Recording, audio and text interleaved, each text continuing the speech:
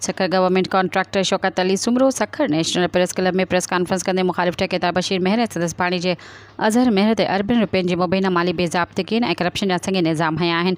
शौकत अली सुमरो जो चवणु हो त बशीर मेहर गुज़िर 3 सालनि दौरान यूनियन काउंसिल तमाचाणी ऐं यूनियन काउंसिल नसीराबाद में लगभग 10 अरब रुपयनि जा तरक़ियाती मनसूबा हासिल कया।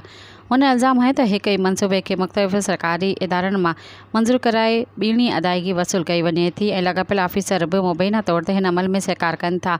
हुन दावा कई त फिश मार्केट गवर्नमेंट सोसाइटी ऐं जाफ़र सोसाइटी समेत मुख़्तलिफ़ इलाक़नि में तरक़ियाती कम जे नाले ते रक़मूं वरितियूं वयूं, पर ज़मीनी हक़ीक़तुनि मूजिबि उते को बि नुमाया कमु नथो थियो आहे।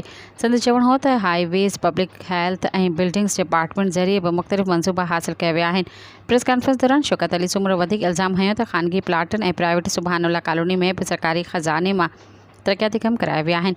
हुन चयो त इन मामले बाबति लिखत में शिकायत क़ौमी एहतिसाब ब्यूरो नैब खे पिणु जमा कराई वई आहे, पर हींअर ताईं का बि कार्रवाई अमल में न आई आहे। हुन सिंध जे वॾे वज़ीर, सूबाई वज़ीर, नैब, एंटी करप्शन ऐं ॿियनि लाॻापियल इदारनि खे अपील कई त इल्ज़ाम जो नोटिस वठी शफ़ाफ़ जांच कराई वञे।